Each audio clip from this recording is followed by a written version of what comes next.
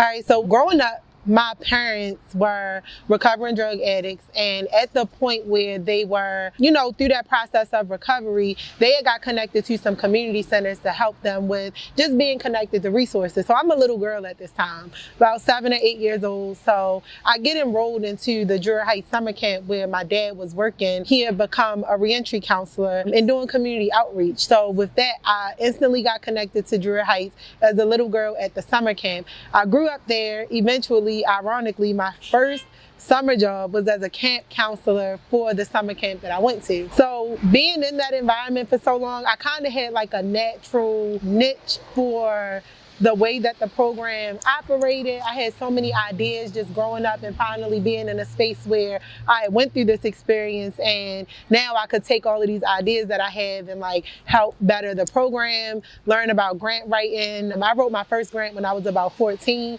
to get some program supplies for the summer camp. Along that way, I kind of built a true passion and connection for my community through being a part of Druid Heights, doing community cleanups, learning more about social justice.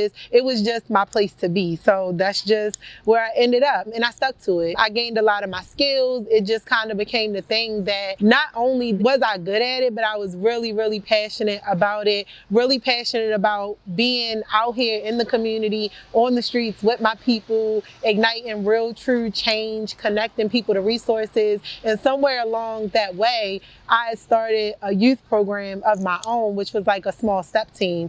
During the time in the development of the step team, we were having like all of these conversations outside of step practice, realizing that these young women that were showing up every day, they had so many needs in regards to connection to social services, healthcare needs, mental health needs. And as a young person, I might have been 17 or 18 at the time, I was doing a lot to make sure that the young people who were connected to me were being connected to the resources that they needed, because I had become this person that people could just come to, and then this just like safe space with being a part of this girls group. So long story short, somewhere along the way, my sister and some of my friends, we founded the TreeHouse Project. And with the TreeHouse Project, we became 501c3 so that we could receive donations and we could write grants, and we could really, really meet that need that we had noticed with all of the young people that were coming our way. So it's been a few years now. That's the work that we do. So that's why I wanted to nominate TreeHouse Project for this particular project, because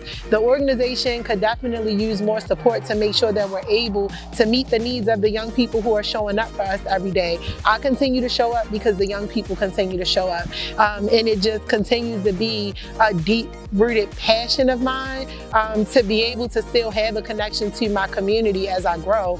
So TreeHouse Project, I hope that, they can be awarded for this project, and I hope that my story and the people who have poured into me to become a community leader is definitely worth all of this. So thanks, I'm Shaleece. You can follow me on Instagram at Shaleece Williams, really Shaleece Williams on everything. That's just who I am. So peace out.